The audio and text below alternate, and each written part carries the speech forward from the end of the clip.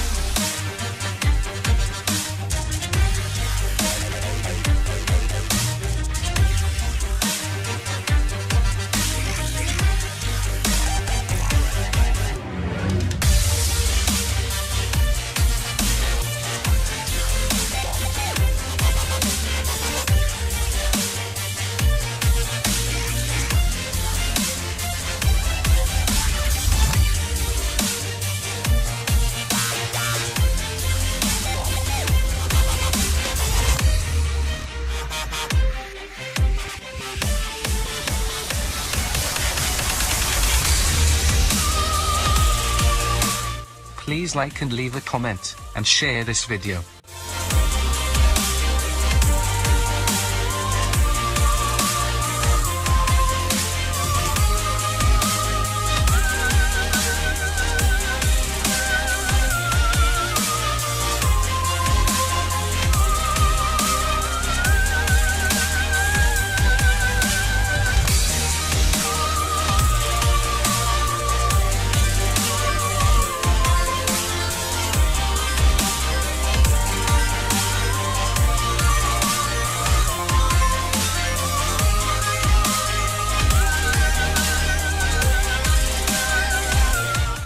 Only 3 minutes until the start.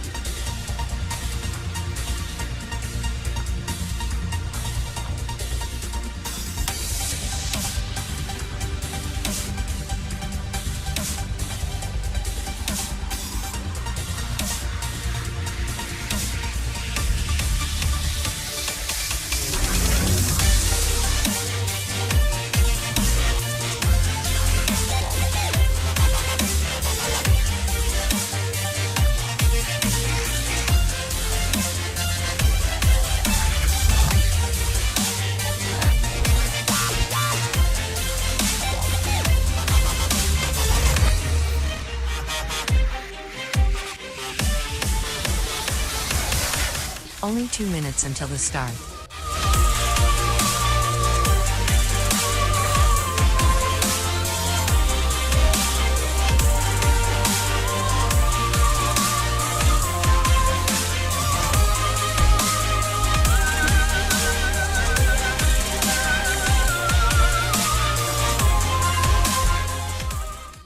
Please like and subscribe to this channel today.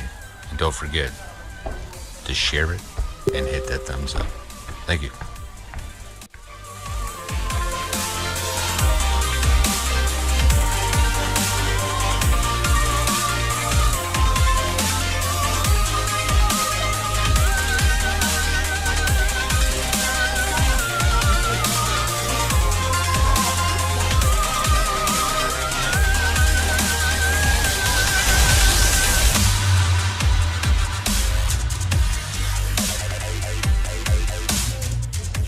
Ladies and gentlemen, the awesomeness is about to start in 1 minute.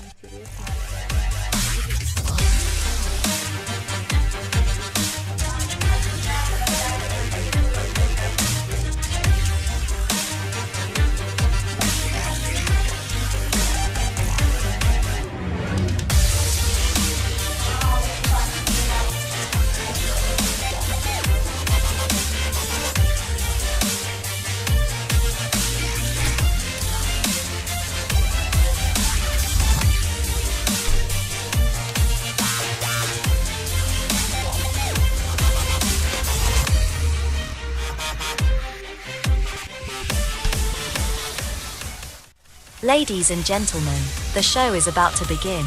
Grab a drink and a snack, sit down and enjoy watching the show. Don't forget to comment, like the video, and share it to others.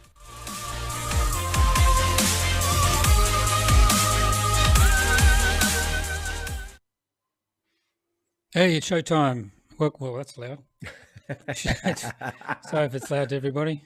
Yeah. We've just been doing some adjustments, so everything's probably out of whack. Welcome, everybody. Show number 33. I'll just introduce Duke quickly. He's got to run downstairs and get our guest, and then we're going to try and get him ready while we're doing everything. And we're going to run a video. I was in Vilnius for a couple of days, pick up some studio gear, stuff you can see in the back. Light, which Duke's got. If you just have a look now, he will say hello, and then he will go down and get our guest. There he is. Hello, everybody. And the guest, obviously, there's the chair empty. I'm here. Gotta go. Okay, gotta go. And what we'll do is we'll play this video right now, and this is Vilnius last 2 days ago. So we'll just get there eventually. Here we go.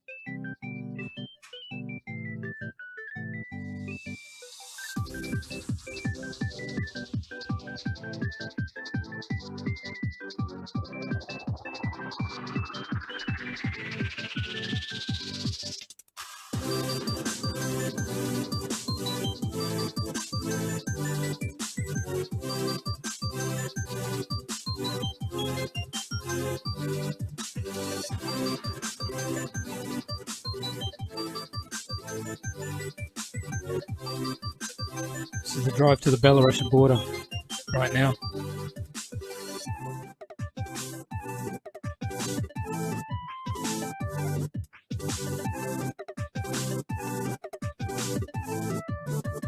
Once we get out of Vilnius.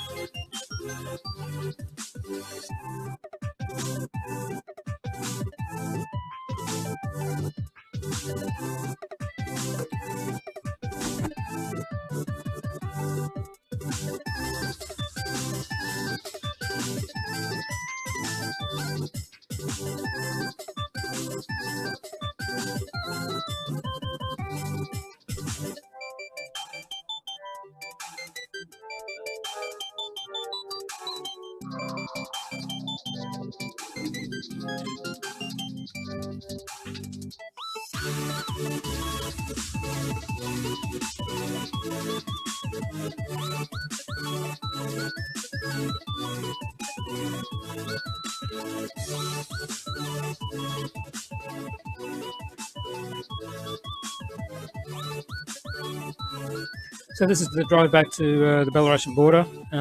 Still waiting. Our guest is lost, so we're just trying to find him. We'll be there in a minute. Duke's running up and down the building trying to find him.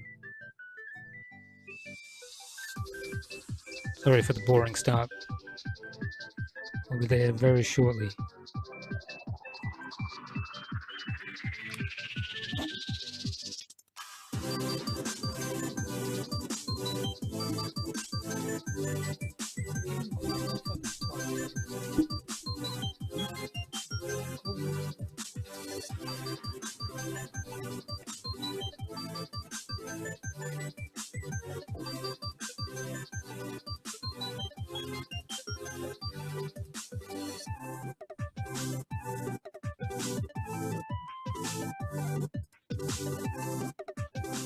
Well, this is the drive back to the Belarusian border, and as you can see, it was a rainy day.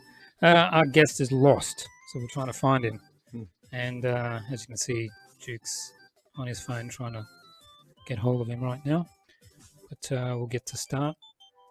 He must be in the wrong building. I don't know. He's a real estate guy. I don't know. He's a real estate guy, and he's lost. Yeah, well. In Minsk. I'm sure he's better than that. Anyway, that's that video. Well, I think he had some other appointment way outside of town, and he rushed back. And anyway, that's how things go. Can everybody let us know in the chat if the sound's okay? Because upgraded the systems and didn't have time. Well, couldn't find anybody to help me test it today and yesterday. So if we sound all right, let us know. If it's too low, let us know in the chat. In Rumble, I'm watching actually. In that chat, not in another chat. So we're on Twitch tonight. We're on X. We're on Facebook and YouTube. And, of course, Rumble. Apparently. Yeah, we hope so. We hope so. Kind of a hectic start here. Bad start. Bad start. Yeah. So, how are you, Duke? What's been going on? Oh, yeah. Well, I had a lot of work, and I have this kind of a sleep problem. I get up I wake up about 3 in the morning, can't get back to sleep most of the time, and then I got an, late day, so it's like I'll be up for, I don't know, like 20 hours, 21 or something, and then I should sleep well tonight. Okay. I went to the Russian embassy today. I mean, this is just jumping the gun, but I went to the Russian embassy today to have a look at all the flowers that the Belarusian citizens, and I assume other citizens here in Belarus and Minsk, have been leaving outside the embassy. So if you want to have a look at this is just a quick one. It'll be up on YouTube and that tomorrow, and Rumble, full video. There's a lot of stuff, a lot of flowers, a lot of candles, children's toys.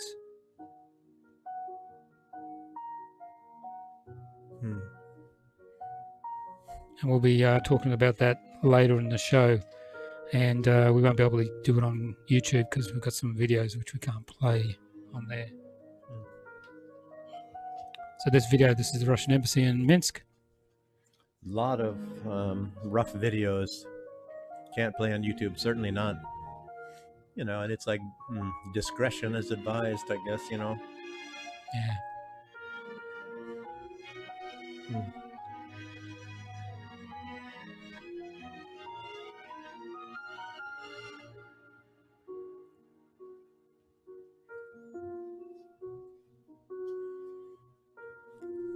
Well.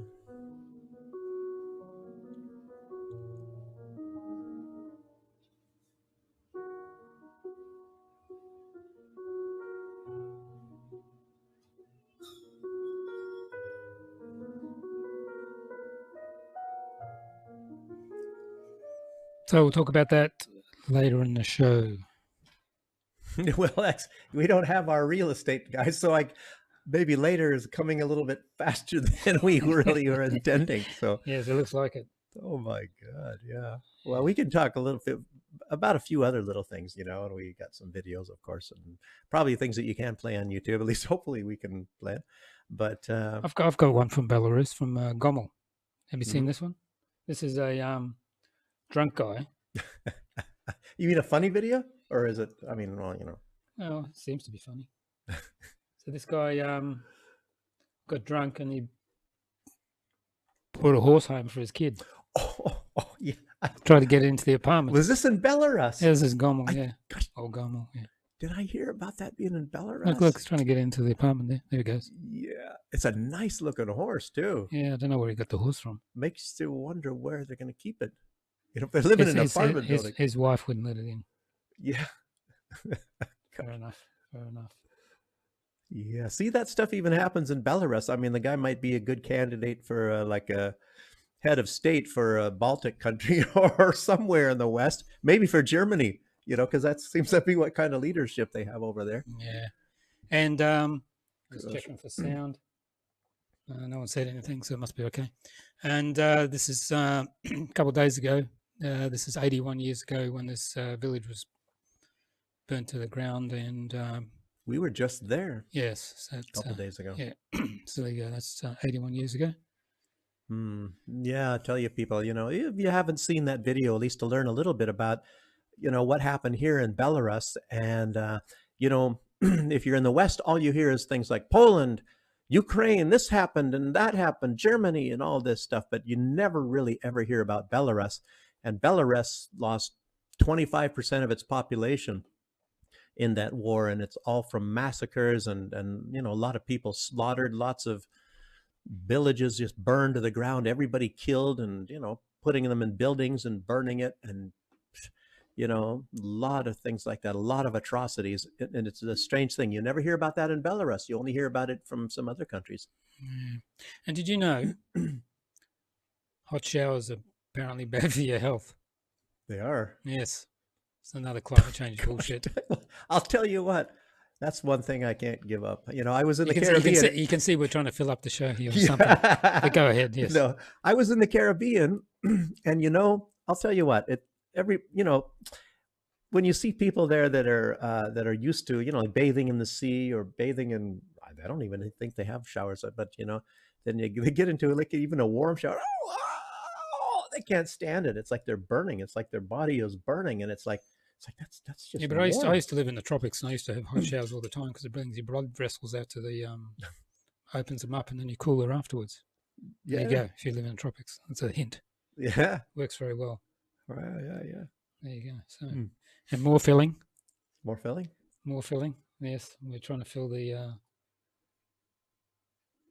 And this fish and chip shop in England, UK. See where it says the Great British Meal? Because it's fish and chips. The council's told them to take it down because it's upsetting people, immigrants in the city. Really? Yeah, in Greenwich, in London. Did you hear about the what is it now? Russia has banned fishing, and most all of for fish and chips in the Bering Strait between Alaska and Russia. That's where most all of their fish for fish and chips came from. Yeah. And now Russia's not going to allow them. Yeah, they canceled the agreement. Wow. So what are they going to? Maybe they have to use something else. Maybe they have to use. And the last show, did we show the imitation fish? The Latvians, the SS. Let's see. I don't. We show so much Latvians and SS. Let me think. Okay. Well, this is the. No, we didn't show that one. I saw that recently. Yeah. This is a week ago. This is in Latvia with the commemorating the SS division. Yeah, I saw that. Yeah. Well, just this past week.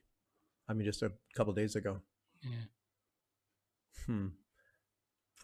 And this guy. Oh. If you read what he says. Looks like a vampire. Wow. I'll do that again if you read it. I was born during Hitler's reign in Riga, Ostland, now Latvia, you know. In 1942 in Riga. I'm 82 years old now. I am a subject of Hitler. Yeah. Doesn't he realize Hitler's not around anymore? Tucker Carlson, there's no Nazis around. Yeah. Tucker, I tell you what, every time I'm seeing that, I saw these guys marching down the streets, you know, with swastikas and Ukrainian swastikas and all that kind of stuff, and you know, proud Nazis and all this, and I was thinking of Tucker Carlson. I'm thinking of there are no Nazis. That was something that was in Germany in the 1930s. Ha ha ha ha. It's weird that, you know, I mean, I was just thinking, it's so strange because, you know, Tucker Carlson's always been so good, and it's weird because you can get something right that he has got definitely wrong. So it's just one of those rare things. Yeah, and you might want to read this one as well. This one's in Russian. So, you know how all the brands left Russia? So I don't know if you've seen this. What happened to the brands that left there you Russia go. because of the sanctions? Even though Apple said it pulled out, they have the exact same store as before, which looks just like an Apple store inside, but the Vision Pro cost $6,800. Lego was rebranded as Cube World, and they came up with a new logo, but they still sell the exact same Legos. Even Captain America's shield. McDonald's got rebranded, but the logo's still an M, and it's just as popular. They turned KFC into Roastix, which still sells red and white baskets of chicken. They rebranded the Timberland store as Bootwood, but it still sells Timberlands. Nike was closed for a while, but someone reopened the store and just changed the logo. And Sephora is called Isle of Beauty, but they still sell Sephora collections. They barely changed the Starbucks brand, but the coffee is different. J&S still sells Levi's, and they don't even hide it. And Pandora barely tried to rebrand itself. They still sell the exact same jewelry. Zara was closed for a while, but now they sell the exact same clothes under a new brand in the exact same store they had before. And while all of the luxury companies won't sell directly to Russia, the big department stores just buy them from countries next to Russia. They call it parallel imports. So there's almost no brands you can't find in some form in Russia today. That's pretty fascinating, actually. We even have KFC here. They still call it KFC. And Burger King. And Burger King. And McDonald's is muy in this country. What is it called? Kusna in Russia, I think. Kusna means tastes good, I think. I think that's what they call it in Russia. But yeah, it's I don't know. It's interesting because I see all the same stuff really, and I see stuff from the Baltic states for sale here. As a matter of fact, well, I won't even say. I feel weird about saying well, what we bought that was from the Baltic state or whatever. I don't want to get anybody in the Baltic states in trouble or something. But a week ago, the Latvian prime minister, he said that an Iron Curtain would be created between Russia and Belarus and the Baltic states. And Maria Zakharova, she said, will there be enough iron? Will they have to need to buy it from Russia? Which is very true. As you know, they're still getting gas and the United States gets most all their uranium. Well, let's get into that one too. There was a reporter asking the foreign minister of Hungary, why they still cooperate with Russia. And he says, you mean cooperating? What do you mean? You mean cooperating with economically? And then he said, well, what about the United States? They get pretty much all their uranium from Russia, and even a lot of those countries, they're still getting their oil and they're still getting their gas from Russia. A lot of time they get it pumped a different way, and Russia is selling lots of, it's not just that they send it to India and then India sells Russian gas to Europe, but there's a lot of other things too. So a lot of things are still, going. It's just that I think maybe countries like Hungary and Slovakia are honest about it. So, but that's pretty funny. He probably made that reporter shut up really fast. And of course, they're cooperating with the International Space Station. So yeah, that's another one. So the Soyuz just went up. Actually, I'll get a photo of that while we're just doing that. Yeah, it was canceled. It was supposed to be for a few days ago, and they canceled it for some minor thing. And then, a couple of days they canceled it for. And the astronauts, where are they from? One was American, one's Russian, and the other one's Belarusian. The lady Belarusian's gone up. Yeah, I had a picture, but I was too stupid today, and this morning I'm too tired, and I didn't put it on a memory stick to bring it, show the Belarusian lady anyway. Yeah, nice looking. Apparently, the other Russian guy is actually Belarusian as well. The Russian one is actually a Belarusian, huh? Yeah. So this is a Belarusian thing. So yeah, so you they actually did launch this time, huh? I've been working too much. Yeah.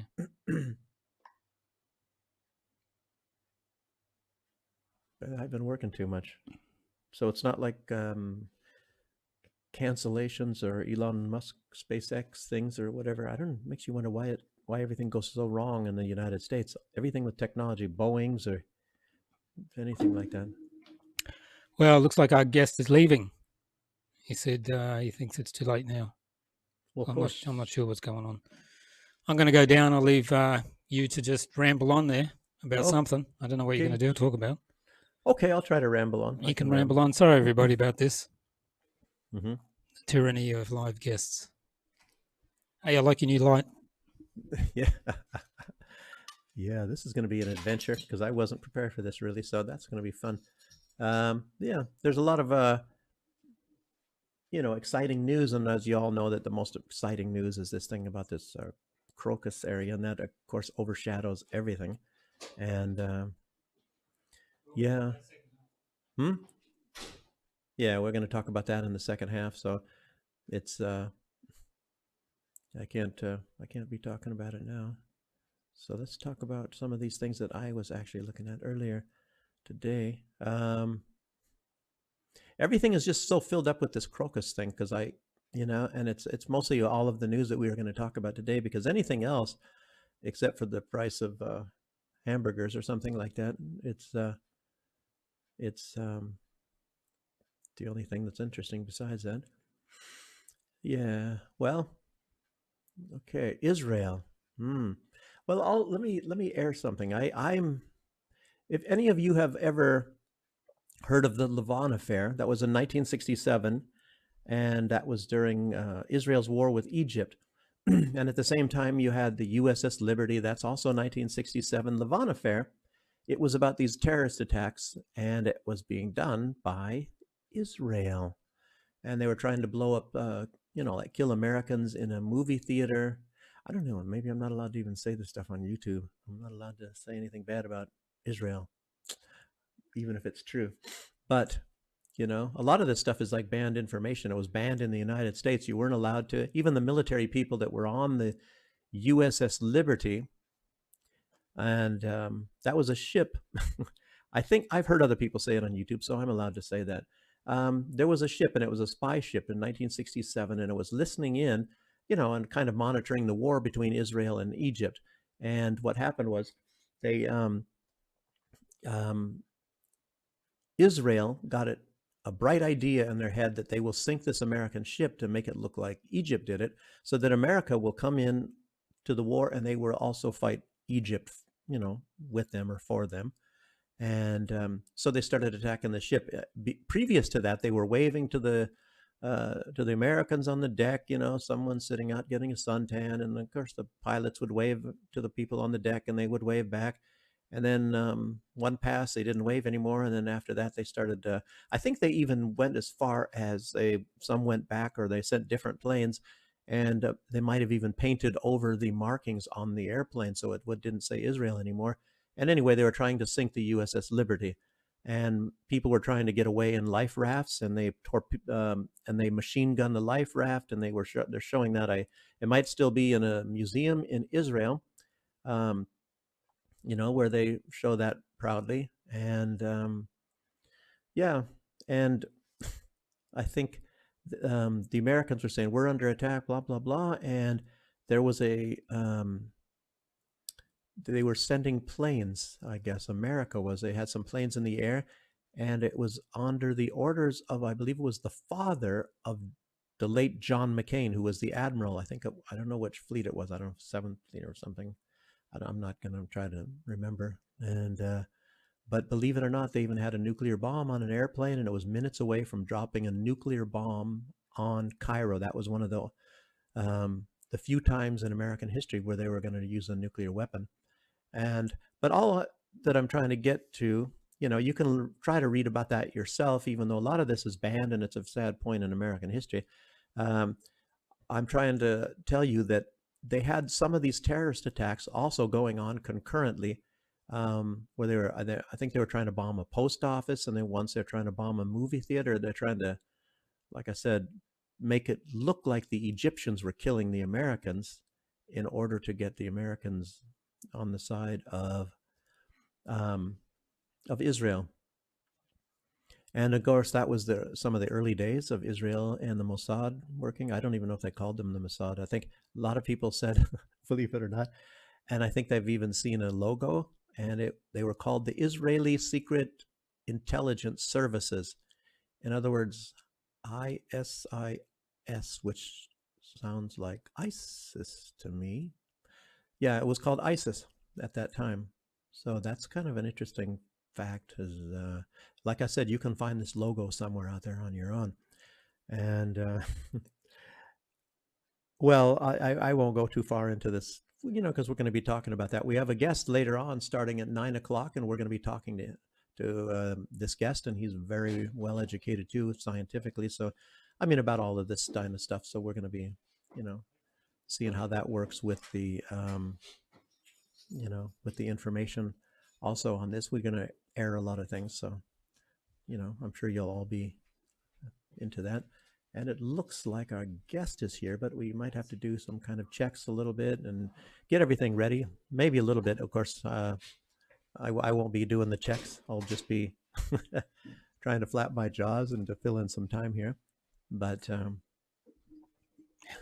yeah, but anyway, this old history is something to be noted, even for whatever happened.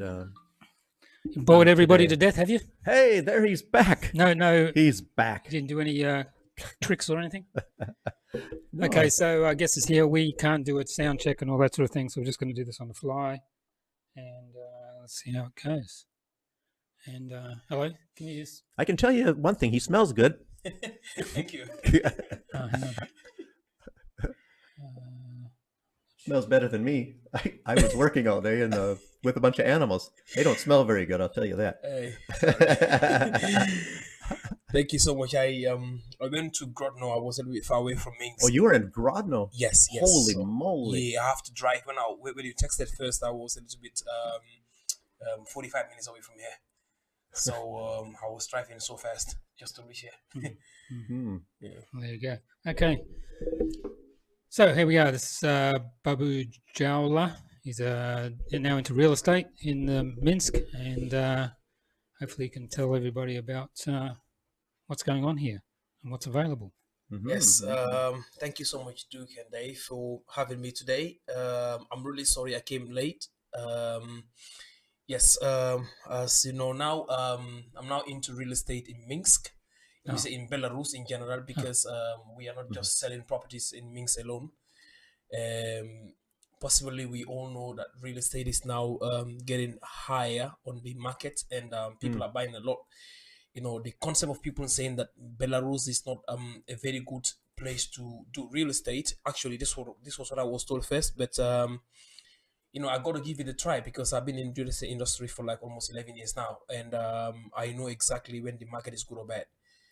And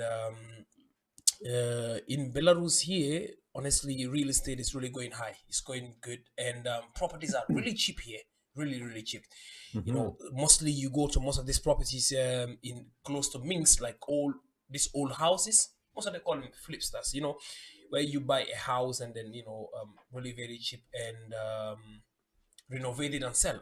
And most of the landlord property owners are also willing to sell their properties in a very cheaper rate. And yeah, so I'll be talking to you about properties around Minsk here. Possibly, I'm not sure I'll be able to show you some of the property, but if we can, it'll be very good to see most of the property we have around Minsk, Vitebsk, Grodno, Pesnistia, something I could not even mention the name properly, but it's like 45 minutes away from Minsk.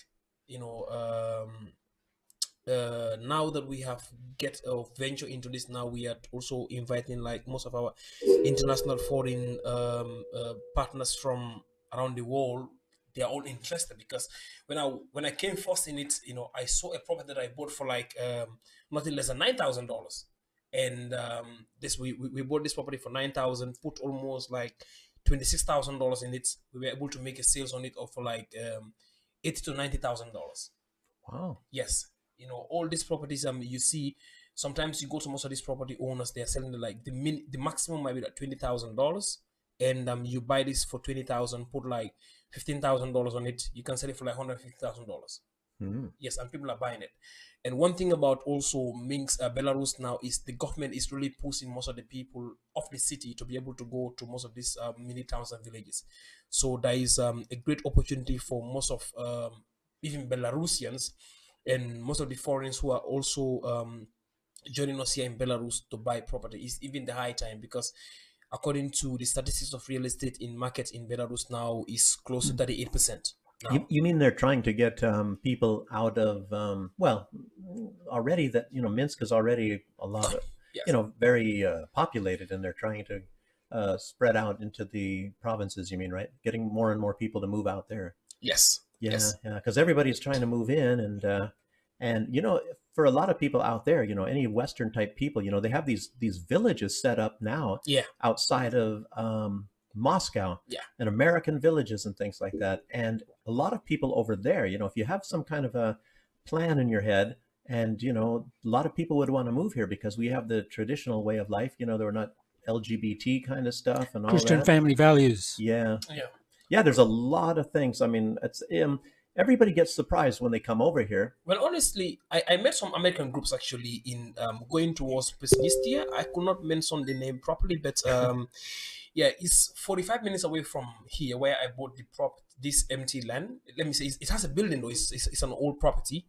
I bought it for like $11,000, and we are planning to build over. It's 20 acres of land on it, and yeah, we are planning to build like Wow. eight houses. They're all going to be penthouses, but close by the property that I got some group of Americans. There are 6 of them. They said they came here like 2 years ago, and they bought that area for like very, very cheap, like $4,000 actually, and they built something massive there, a lot bigger, and they've left US for like since they left, they never go back again, and they're here doing their business and everything's going fine with them. I've seen a system. I mean, let's see, a number, something they measure. There's something called SOTOC. Do you know what a SOTOC? I don't know if you've heard that term before. Like 50 SOTOCs. Like you get a land. Oh, it's 50 SOTOC. It's 20 SOTOC or 4 SOTOC.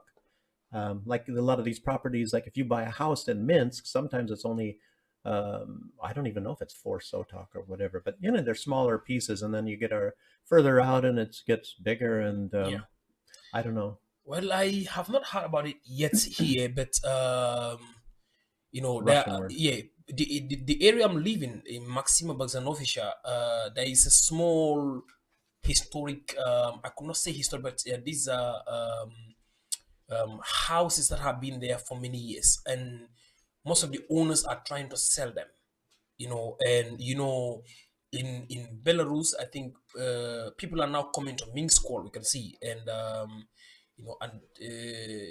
most of these places that they have around those areas, Maxima Bogdanovicza, you can see they have beautiful small cottages there. And these cottages actually, it is shocking because the highest price they're going for is like $50,000, and this is a 3-bedroom houses. They have some gardens inside, it's spacious, and though it's old-fashioned building, you can demolish that, build your own beautiful penthouse in it, and you can sell it for a very, very good price. And this is at the heart of city, because where I live is around Riga. Riga is more around Benteu, where I was studying before. Oh, Riga student mall. The Riga mall is like 5 minutes away from Riga mall. And that is just close at the center. And then you see not Riga, the city. Riga city is in Latvia. Riga mall around That's Benteu. a long drive. Yeah. So this one is just like 5 minutes away from Benteu, maybe 10 minutes maximum.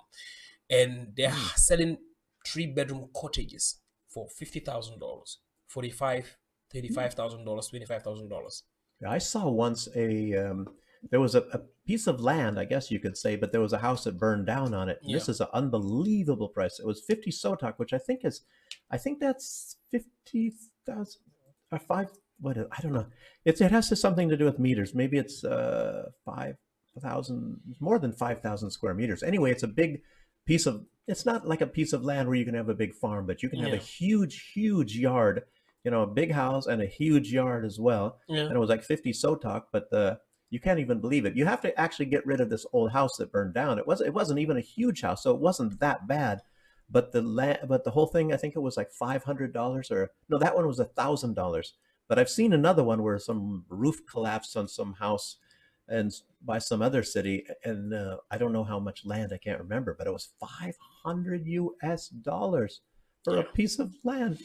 Honestly, it's incredible. The real estate industry here in Belarus is magnificent, because currently a lot of people were scared to invest in real estate in this country.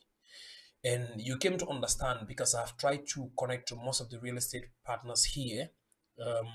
Most of them are agencies. They are not even like property buyers. Most of the people that you are seeing buying here from Dubai, are from Qatar, these are foreign partners, and either ways they have experience back from other places, and then instead of them buying them, they prefer selling them, and they sell all these old houses.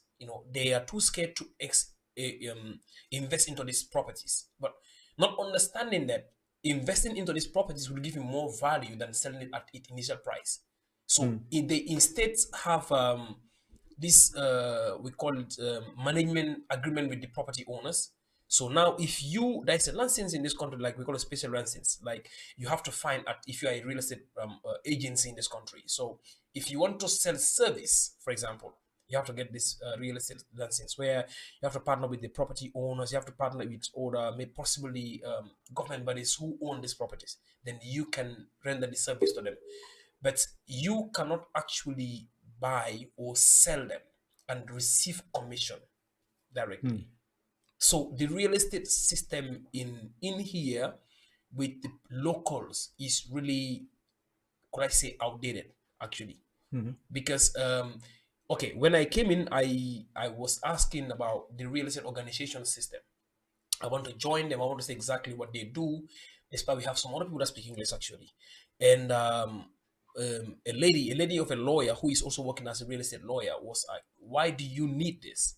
I said, because I want to get in touch with most of the real estate brokers in this country and see how best we can associate, because I have international buyers. My buyers are foreign buyers. And if I have these properties on, they can buy them. But I came to realize, she told me that, no. Look, if you look for this license or this real estate organization, you'll be able to sell your own market. You will only be selling services. That is where the government have limited you. So it's better you buy properties, renovate them and sell them, or you lease them, renovate them and sell them, and that was the best idea. So you came to understand that in that formality, So you can do that, but you have to be a real estate agent, right? If you're a private person, you can't just go around buying property. Yes, and do it. So I have already registered a company called J International Agencies. It's a legally registered in Belarus. My office is in Dana Mall, so I have almost like 8 employees. Dana Mall. Okay. Yes, Dana Mall, yes. The Dana Business Center. I have 8 employees actually, and we are really buying properties right now.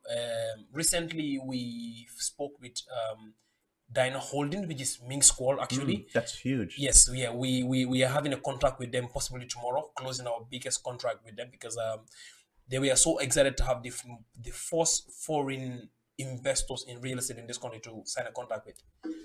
Because they really want to sell most of their properties here. They have a lot of projects going on right now, not just Minsk, but they have 3 other projects. So all these high skyscrapers and everything all around here, this is mostly all Dana Holdings, huh? Exactly, yes. It's all Dana Holdings, yes. Yes, it's governed by Dana Holdings. So they have all these properties that most of these Belarusians don't buy houses, Yeah, I noticed there's some they buy here and then they want to rent them out. I think because I don't even know how. So I was always interested. How do they do this? They buy them and then there's not and then they like try to like rent them or something, or they advertise them, and then you stay there for like 3 nights or whatever, or you stay for months at a time. Yeah, people are renting them out. Like I think a night sometimes 80 rubles, 90 rubles, 100 rubles. Possibly just have your 3 bedrooms, rent per room, That's what they wanted to do with this this flat here in the studios here. The studio. Yeah. Okay. Yeah, but she didn't want that, the lady, so that's why she rented it to us. Yeah. Yeah, because a lot of people will rent it out and buy the property and rent them out.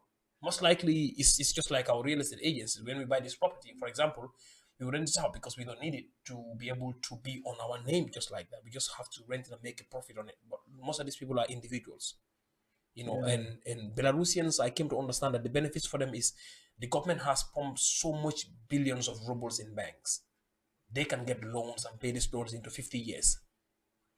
Yes. And that's one advantage that they have to be able to buy houses.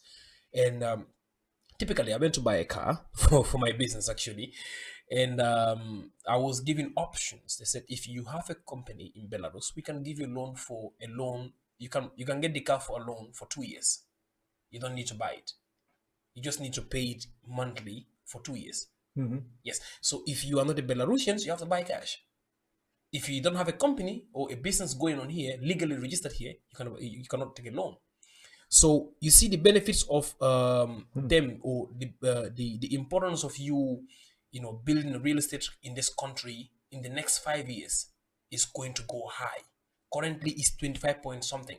In the next few couple of months coming, because real estate is now going higher. People are building properties around these mini villages. They just go buy a small village, build there like a mini community, and rich people are going there. Rich people, and most of their buys are from Russia, Serbia, and all these neighboring countries, and they are buying a lot. And now we came to realize that, because when I spoke to Dyna Holdings, they told me that they have Nigerian buyers from Africa, a lot of Nigerian buyers. But the problem that we're having with them was the payment schedule, the payment methods. They can't actually facilitate that payment methods, and this is where we come in as foreign investors. We are Africans. We have banks in these countries. We can be able to transfer our money from Belarus, from Gambia, or from Nigeria to this country by using my Visa card, because I have a business Visa card. So if you put money in my Gambian account, I just need to use my card to be able to withdraw the money in Belarus here by transferring that money to my business account in Belarus here. With the fee is cheap and easy. So you don't even need any SWIFT transfer. So because of this, as I said, there is a lot of advantage when it comes to the real estate industry in Belarus. The next 5 years is going to go up to like 45% of this GDP in this country, because aside transport and all the means of incomes in Belarus, real estate is coming next. A lot of houses are abandoned, a lot of them. Yesterday I was viewing your YouTube. Your street was really beautiful. Look at that. You can see properties going for less than $50,000. You come there, buy them, renovate them. Somebody wants to buy them. They don't want to buy these houses. Why? It is too old. Nobody wants to put a lot of effort or work in this Belarus here. Actually, they want to make sure it's ready-made. I like that one. I think I might have been even talking about you when I saw that. It was it's that one they painted dark with this thick beams. It's like, oh boy, that looked. I mean, it might have been small. I don't know, but it was a nice, beautiful. I like those, like nice. It was like a log cabin sort of a look to it or something. It just looked really sturdy. Looked like you know. Yeah. So like a tank. So far, this is it. As I said, for my company in real estate, our service that we are really offering is not just real estate properties. We are also into educational programs actually.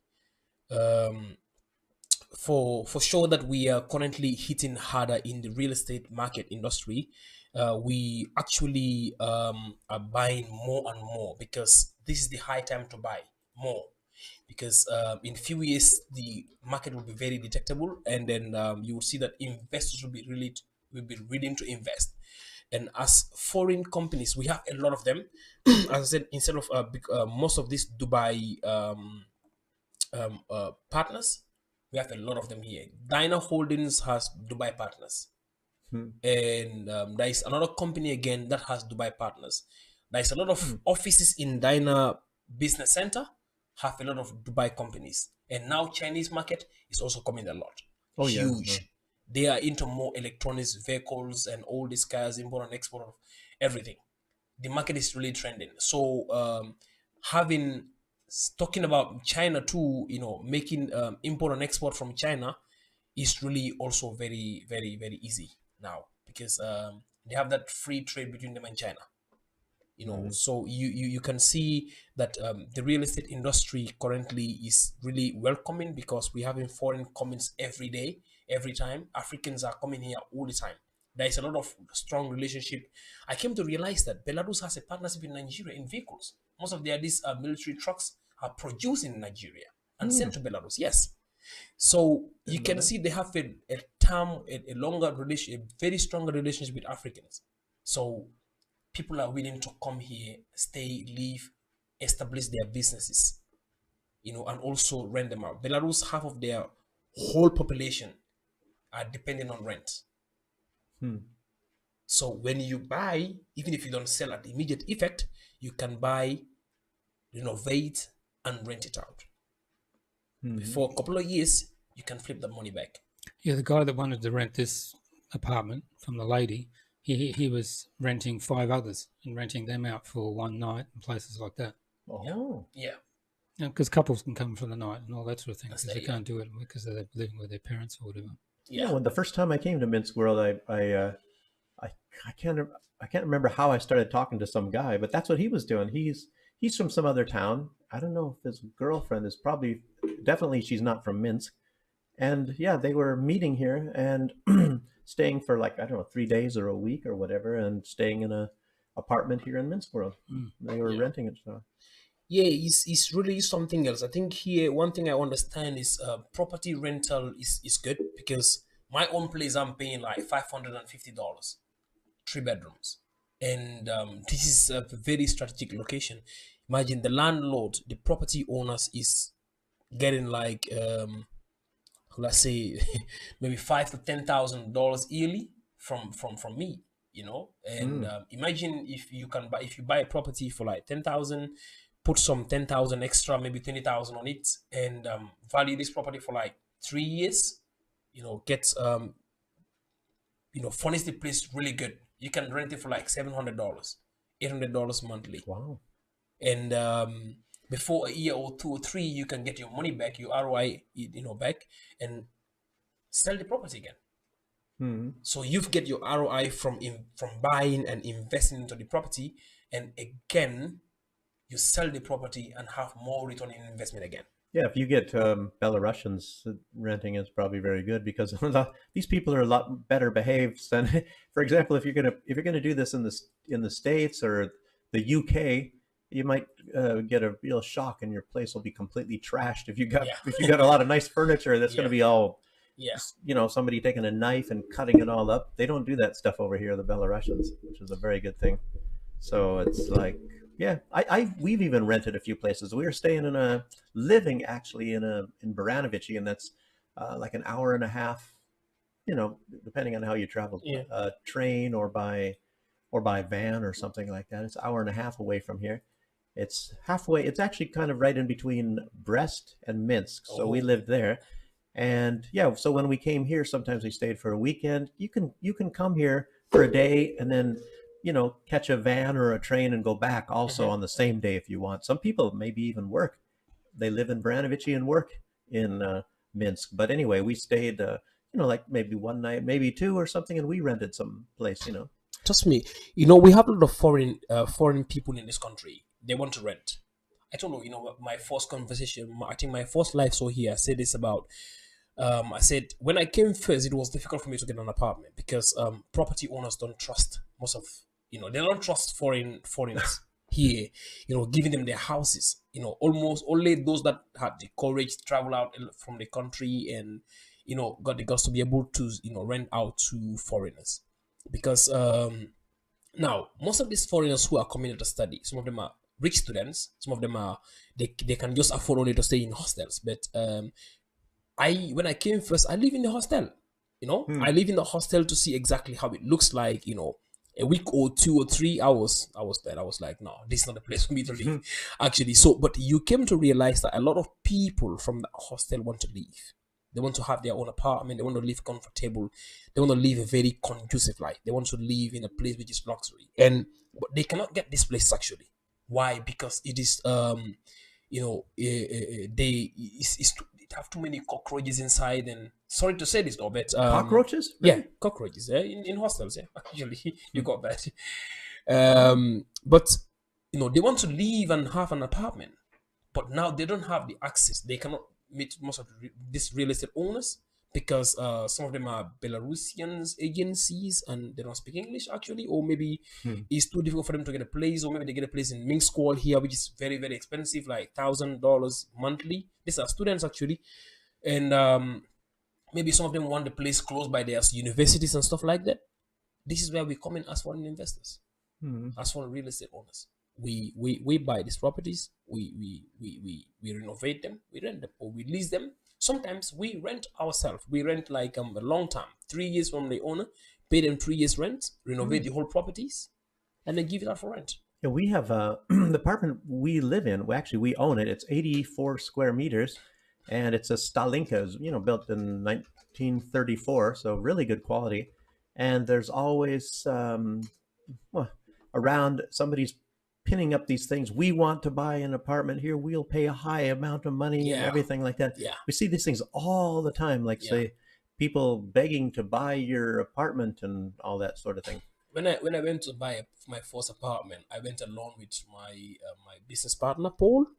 Actually, it was really funny though, because we were two black guys, and one of my staff is a Belarusian, but she was on sick leave from that time. So we went to see this agent. Actually, it's not even a landlord; it's an agent, and the property was going for $30,000, and he listed the property for like $56,000 for us. On the website, we saw it was 30,000, which is negotiable actually because it's translatable in English. And for you, it's 56,000. When we went in, he saw that we were very, very interested, interested. I was like, yo, I want this property, I want to buy this, I want to renovate this, and then get it into the market quick because I have a lot of people who want to come and rent. So after we signed, we told him our excitement. We are a company, we established here, Belarusian company. He was like, yeah, we are asking for like $56,000. I was like, no way. Yeah. I'm not buying this property for 50. I'm not even buying it for 40,000, not even 30,000 that is listed on the website. So I'm a businessman. I'm willing to buy this and make business out of it. So he was like, okay, we have somebody who's coming to view the place again, a Belarusian actually. And we were okay. We just get back to us anything that happened. And we checked for another agency again. And now he was on the pitch believing that we're going to call him back again and say, you know what, give us the house. We are ready. But no, we stayed away. And after 3-4 days, he texts us, okay, I can give you the property for like, $30,000 if you want. I said, no, I don't want. I don't want. If you can give it to me for like $25,000, I can pay you half. I can pay the rest of the half in 3 months. And he never responded. He was like, okay, I'll get back to you. After some couple of time, then the property owner himself texted me. He texted and said, okay, look, I'm in quick. If you can pay 15 cash, I can give you. If you can pay 25 in 2 installments, 15 cash, yes. Two installments of 15. One payment cash, 15,000. 2 installment, he can accept $25,000.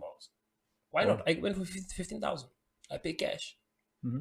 I pay cash, and we own. That was our first property, and we renovated it and sell it. We sold it to a guy from Dubai. I think half Dubai, half Indian. Mm-hmm. He also live here. He's a student, though he came with the student programs though. But rich family. We did not even renovate. We sold the house to him for like 30,000. We make like 15,000 out of it because we have not put any effort. We just get the property. He wanted to list it out. A friend of mine talked to him. He was like, I'm interested. I will do the rest. Okay. Yeah. So we make some kind of cash in it. But actually, yes, this is when it comes to Belarus, we are here to help almost our foreign buyers, people who want to buy properties from outside Belarus. You want to come to Belarus, we could be of help to be able to help you to get the cheaper houses. Actually, not being not being priced based on where you're from, not as a Belarusian. Actually, and we have a lot of remote houses. We have as a Grodno, Vitebsk. We have Pesnistia, we have inside Minsk here. Most of our Minsk houses are a little bit high, out of like 160,000, 100,000, 80 something thousand, because these are houses that are in the city. And we are also collaborating with some of these other companies that are already established. As a Dana Holding is one of our target, which we hit. And we are hoping that tomorrow we are going to complete our contract with them, which we may also get access to be able to sell properties in Minsk Hall here and some of their other projects. So, yeah, if you have any other any needs when it comes to real estate, please feel free to contact us. We'll be able to help out. Cool. Mm-hmm. Going to try and bring in Michael. I'm not sure if the audio is going. If he can say something, maybe we can see if we can hear him. Yeah, it's asked. Can you hear me? Yeah, we can hear you, Michael. How are you? Oh, good. Finally, something works. Something works. We've had quite a day here. Yeah. We have one of those days. So for Duke, this is Michael. He's in Northern Ireland, and Babu obviously is here in Minsk with us. So how you going, Michael? I'm okay. Sorry it's taken so long for me to finally appear on the podcast. I hope you're all doing well. Is that you in the picture there? No, unfortunately not. 'Cause I don't have I've a camera yeah. properly set up, so I have to make do with interesting avatars. Okay. I smoke past myself by online. Okay, cool. Well, I'm going to cut us off on YouTube because we're going to start talking about stuff and playing videos, which we shouldn't be there, and then we'll just get kicked off YouTube anyway. So Yeah. if you're on YouTube, come to Rumble. I will put a link in the comments down below, and we'll just do that. From the other side, From the rumble.com. And give me a second. Show 33. Huh? Yes. So, Michael, how you been? I'm okay. Just back from work, trying to juggle work and also trying to obsessively scour through Telegram to keep up to date with what's happening with the unfortunate events in Russia. Yeah, can you tell? I know the deal. Can you tell everybody your address for Telegram and Instagram and all that sort of stuff? Yeah, so for people who are not aware, I'm Michael Delabrock. I run the Bohanka Watch Telegram group where I sort of aggregate news from various sources on